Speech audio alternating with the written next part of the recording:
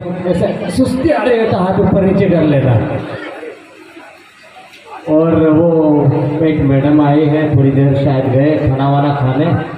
अभी 2 मिनट पहले राजू भाई बोल रहे थे वापस आ रहे हैं खाना खा के। तो भाई फोटो खिंचाने वाले हो, इधर उधर घूम रहे हो तो अभी से अंदर आ जाना। हमारे लोग जो हमारा समाज है, आदिवासी समाज, नाचने गाने कूदने खाने पीने में बहुत आगे है, लेकिन जब समाज की बात आती है तो सब पिछले दरवाजे से पीछे निकल जाते हैं। जैसा अभी दिख रहा है ना, पीछे वाले सब गायब। पहले आगे घुसा रहे थे, धक्का मार रहे थे। हम आए तब यहाँ जगह नहीं थी पैर रखने की। और अब देखो ना यार, ये जगह खाली, इधर जगह खाली, इधर जगह खाली, इधर वाले गायब, पीछे वाले गायब। इसका मतलब साफ है कि आदिवासी समाज जो है सिर्फ नाचने कूदने के लिए बना हुआ है। या सिर्फ नाचने कूदने में, खाने पीने में, अभी हीरा भैया बोल रहे थे कि मछली और बाटले में फिक्स हो जाते हैं, तो वहीं तक सीमित हो गया है। तो कब तक चलेगा ऐसा? भाई लोग आपकी बहन बेटियों का बलात्कार करके 10-10 फीट गहरे गड्ढे में खोद के गाड़ रहे हैं, आपके सिर पे मूते हैं, आपकी बहन बेटियों को उठा के ले जा रहे हैं। भगोड़े में कितनी लोग लड़कियां गायब होती पता है आपको? कितने लोगों का शोषण अत्याचार हो रहा है। हीरा भाई ने बताया अभी कि मध्य प्रदेश की जितने भी जेल है, सर्वाधिक 99% पॉपुलेशन उसमें जितने भी लोग जेल बंदी गृह में बंद है वो सब ट्राइबल्स हैं। और आप नाचने कूदने में व्यस्त हो। आपको आपके समाज की नहीं पड़ी है। आपको विक्रम ठाकुर चाहिए, आपको अर्जुन आर मीणा चाहिए, आपको पारुल राठवा चाहिए, आपको वो टपोरी लोग चाहिए जो आधी पेंट ऊपर करके रखे ना, फटेले पेंट में आधे कपड़े पहन के यहाँ डांस करे। समाज के लोग नहीं चाहिए आपको। इसीलिए लोग आपकी बहन बेटियों का बलात्कार कर रहे हैं, इसीलिए आपके सिर पे मूत रहे हैं, और इसीलिए आपको घर से बेघर कर रहे हैं। ये कौन सा क्षेत्र है भाई? ये 5वें अनुसूचित क्षेत्र है। मैं यहाँ से घूम के जाता हूँ, मैं कई कार्यक्रम में आके जा चुका हूँ। मैं पिछले 9 अगस्त में जिले के बाहर नहीं निकला, मेरे पास भी बहुत सारे निमंत्रण थे। क्यों नहीं गया? मुझे मालूम है हमारे बहन बेटियों को, हमारे भाई बहनों को, हमारे समाज के कार्यकर्ताओं को सिर्फ शक्ति प्रदर्शन नाच गाने से फुर्सत नहीं, दूसरे काम से मतलब ही नहीं है। यदि आपको कोई एक बोतल देगा, आपको कोई एक बोतल दे देगा और 2-4 बोटी दे देगा, तो आप गाड़ी में लगा के भूखे प्यासे उसके साथ में भोपाल भी जाओगे, दिल्ली भी जाओगे, और रास्ते में आने की कोई गारंटी नहीं। भोपाल में मारेंगे हमारे कहीं। तो ये कब तक चलेगा भाई? ये बड़ी ऐतिहासिक करती है जहां पर आप बैठे हो। 2013 यानी कि 23 साल चल रहा है। 10 साल पहले आप जाते हो, पीछे जाते हो, तो आपको पता चलता है कि जो नीले पीले झंडे दिख रहे हैं वो यहीं से पैदा हुए थे। उसके संस्थापक आदि इधर बैठे हुए हैं और आप मजाक कर रहे हो यार। ये नाचने कूदने का समय नहीं है। ये 10 सालों में आपने क्या खोया? इन 10 सालों में आपने क्या पाया? आपने समाज को कैसे इकट्ठा किया? आपके समाज ने क्या खोया, क्या पाया? जनप्रतिनिधि ने आपके लिए क्या किया?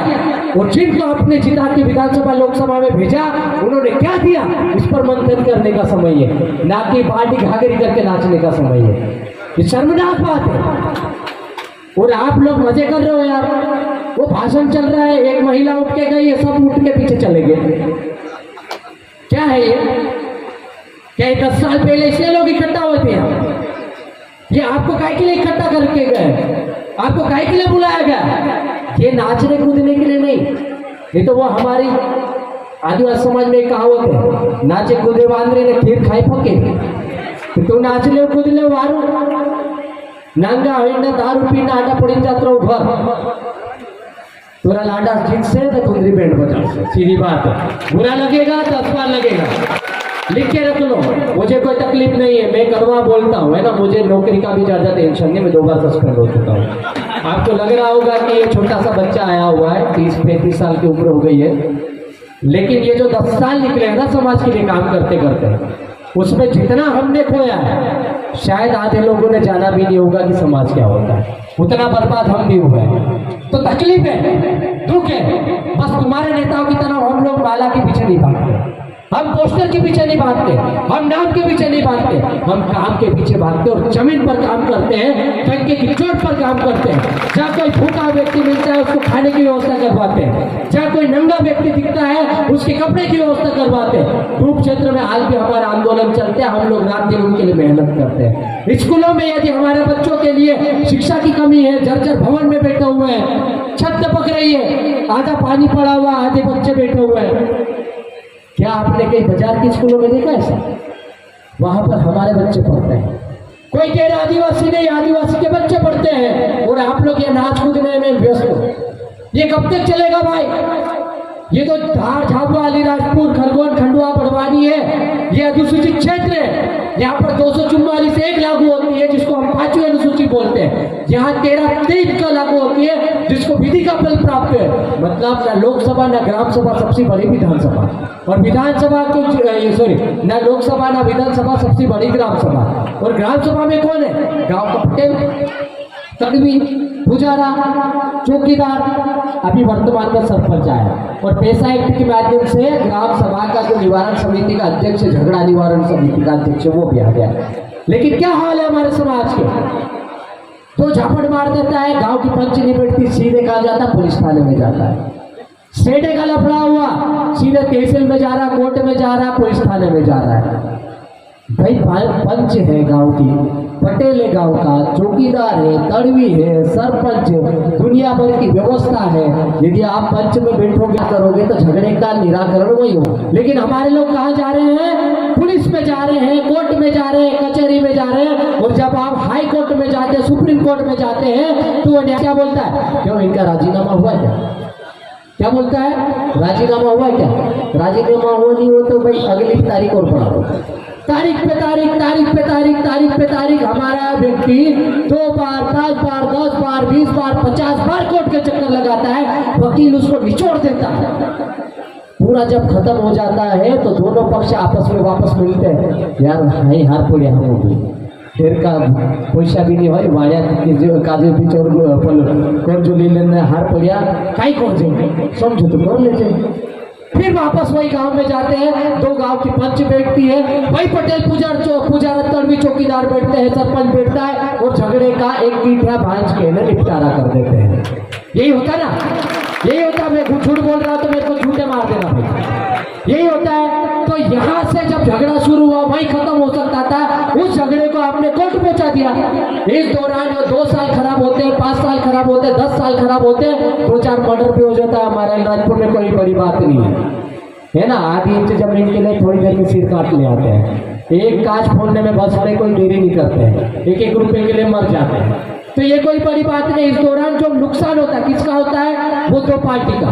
और व्यक्ति आखिरी में जाता तो समझौता करके कोर्ट में जाता है, वही समझौता पेश करता है, वकील पैसे अलग भरता है, जज अलग भरता है। उसके बाद में क्या बात आती है? समझौता हो गया, केस खारिज। 5 साल तक लफड़े मत करना भाई, अब तुम स्वतंत्र हो, जाओ घर जाओ, खुश रहो। तो भाई जो चीज गांव में हो रही थी तुमने कोर्ट तक क्यों पहुंचाई? मैं जिस जिले से आता हूँ अलीराजपुर में शिक्षार्थ का सबसे सर्वाधिक मतलब प्रतिशत कम है, और ये बड़वानी भी कोई कम खुदा नहीं है। आपके यहाँ से सांसद है, आपके यहाँ से माननीय राज्यसभा सांसद है, आपके यहाँ से एक मंत्री है, आपके यहाँ से लोकसभा सांसद भी, विधायक, मंत्री, सांसद होने के बाद भी चिट्ठी आ गई क्या? ठीक है। तो आपके यहाँ भी वही स्थिति है। आपके यहाँ भी जब दूर क्षेत्र में जाते हैं तो आज भी लोग ऐसे 4 लोग पकड़ के अस्पताल में टांग के ले जाते हैं महिलाओं को। जननी एक्सप्रेस पहुंच नहीं पा रही है, रोड नहीं ढंग का। आपके यहाँ भी स्कूलों की वही स्थिति जो हमारे यहाँ की स्कूलों की स्थिति है। तो ये बदलाव कौन करेगा भाई? कौन करेगा? जिम्मेदारी किसकी आप पर है? आप हम सबकी है ना। यदि आप बोटी और बाटली में बिकने की ताकत रखते हो तो ये जो लोग बैठे हैं ये सब बेकार हो जाएंगे, इनका संघर्ष खराब हो जाएगा और आपके लिए कोई लड़ने वाला व्यक्ति नहीं बचेगा। इसलिए यदि वास्तविक सही मायने में संघर्ष करना है, सही मायने में ये समाज को दिशा देना है, तो सही मायने में नीले पीले लाल बच्चों की औकात रखना है, इज्जत रखना है, तो इन सही व्यक्तियों को आपको लोकसभा विधानसभा में भेजना है। आजकल मैं देख रहा हूँ फैशन चल रहा है, कोई भी पीला गमछा डाल लेता है। मैं पीला गम डालता हूँ, लाल ज्यादा डालता हूँ, क्योंकि लाल खतरे का निशान होता है, जहाँ जाता है खतरनाक होता है, डायरेक्ट निपटाने का काम करता है। तो मैं पीला गम डालता हूँ, लाल ज्यादा डालता हूँ। तो मैं बताना चाह रहा था कि ये जो पीले गमछे डालते हैं आजकल नए नए लोग, कुछ लोग इस्तीफा दे के आ रहे हैं, कुछ लोग दूसरे संगठन के लोग भी पीला गमछा डाल रहे हैं, कुछ लोग दूसरी पार्टी के लोग भी अपनी यात्रा निकाल रहे हैं तो पीले गमछे के साथ निकाल रहे हैं। तो आपको सोचने की जरूरत है अभी कि ये क्या कारण है कि ये सब पीले गमछे के पीछे पड़ गए, क्या कारण है कि पीले झंडे लेकर जा रहे हैं। ये कौन सी ताकत है पीले गमछे में और पीले झंडे में कि सब लोग पीले गमछे और झंडे के पीछे पड़े हुए हैं। यदि आप ये समझ लोगे और यदि आप ये जान लोगे तो आपको आपकी ताकत का एहसास हो जाएगा और आप उस थाने में जो 10 साल पहले जाने से डरते थे वहां पर उसी टंके की चोट पर बात रख पाओगे जैसा हम लोग रख पा रहे हैं। आप वही बात कोर्ट कचहरी में रख पाओगे, वही बात आप कलेक्ट्रेट में कर पाओगे, वही बात आप एसपी कार्यालय में जाके कर पाओगे। लेकिन कब कर पाओगे? जब आपके पास में पीला गमछा भी होना चाहिए, संवैधानिक जानकारी भी होना चाहिए और टंके की चोट पर बोलने वाली एनर्जी भी होना चाहिए। और वो सारी एनर्जी ऐसे कार्यक्रम से मिलती है, ना कि किसी की पार्टी के कार्यक्रम से मिलती है।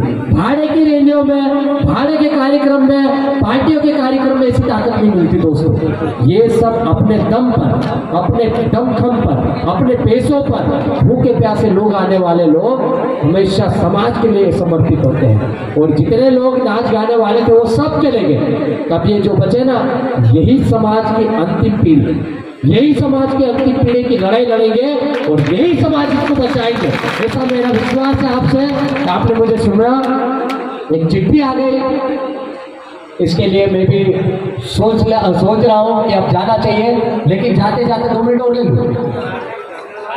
सब आदिवासी चले, वही बात नहीं, गैर भी आदिवासी हुआ तो हम कौन सी गाली दे रहे हैं भाई, हम तो सबको साथ में लेके चलने की बात कर रहे हैं। तो अपना आदिवासी माँ और पूरी दुनिया की बात कर रहा हूँ। सबसे ज्यादा बलि किसकी जाए?